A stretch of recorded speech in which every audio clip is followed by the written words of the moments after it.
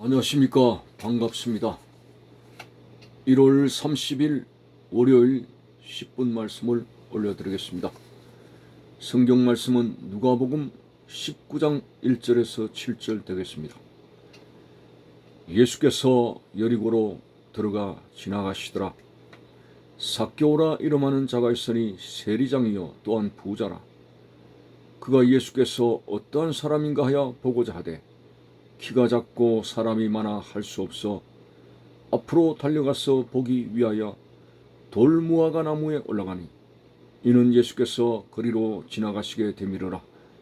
예수께서 그곳에 이르사 쳐다보시고 이르시되 삭개오야 속히 내려오라. 내가 오늘 네 집에 유하여야 하겠다 하시니 급히 내려와 절구하여 영접하거늘 무사람이 보고 수군거려 이르되 저가 죄인의 집에 유하러 들어갔도다 하더라. 아멘. 신앙이라고 하는 것은 하나의 본질적인 생명이라고 말할 수 있는 게 열정입니다. 예수님의 12제자 가운데 실수는 많이 하지만은 그래도 주님으로부터 인정받은 열정의 사람 베드로를 생각합니다. 그래서 수제자라고 일컬어지고 있는 것이죠. 오늘 우리들의 신앙이 과연 열정을 가지고 있느냐, 이런 관점에서 오늘 말씀을 살펴보고자 합니다. 소아시아 7교회 가운데 라오디게아 교회가 책망받은 내용이 차지도 않고 덥지도 않고 미지근한 것에 대해서 너를 토하여 내치리라는 말씀을 하셨습니다. 이렇게 미지근한 신앙, 엘리야 시대에도 이스라엘 백성들이 아합의 부인을 통해서 가져온 바알 숭배 사상, 이스라엘 백성들이 하나님과 바알 양 신앙 사이에 왔다 갔다는 미지근함을 보였습니다. 그래서 엘리야는 너희가 언제까지 하나님과 바알 사이에 머뭇 하려느냐 라는 그런 것에 대해서 엘리야가 책망을 하게 된 것입니다. 오늘 신앙생활, 세상과 하나님 사이에 머뭇거리는 것은 옳지 않습니다. 확실하게 하나님 쪽으로 가서 뜨거운 열정을 가지고 주님을 섬기게 될 때 우리 속에 내주하는 성령의 역사가 불붙게 될 것이고 은사가 불일듯하게 일어날 것이며 우리는 행복한 믿음의 생활을 할 수 있다는 거, 열정을 회복하자. 오늘 삭개오 세리장입니다. 한마디로 돈방석에 앉은 사람입니다.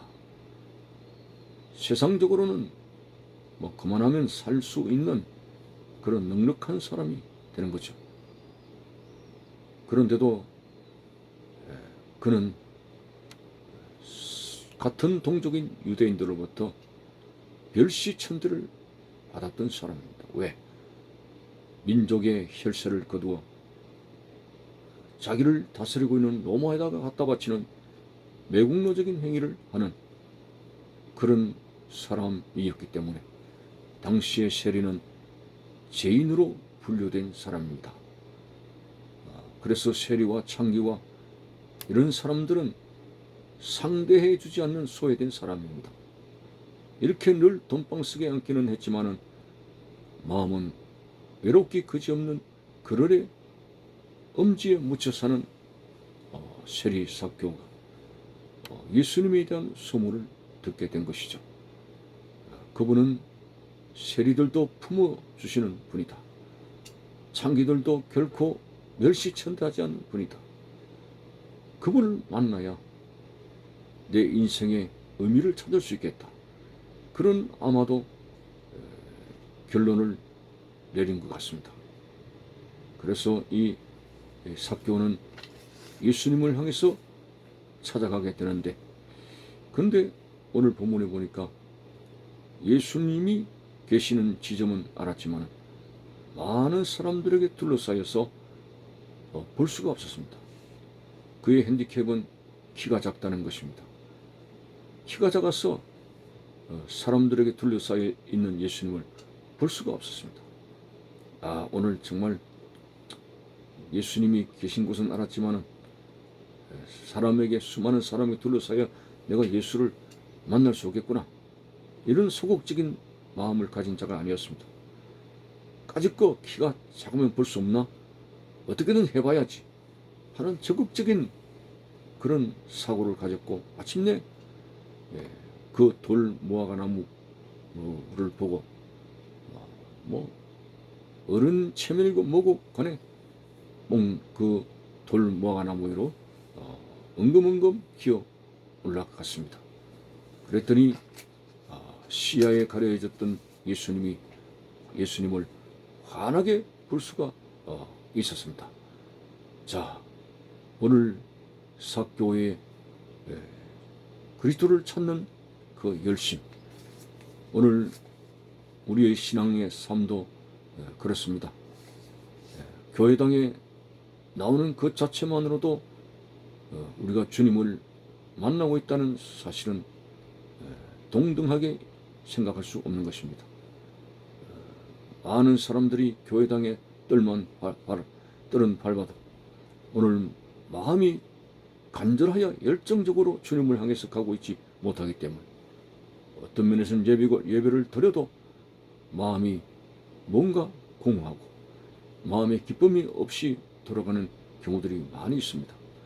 오늘 우리는 삭개오가 주님을 찾듯이 정말 간절한 마음으로 주님을 찾는 열심이 있어져야 됩니다.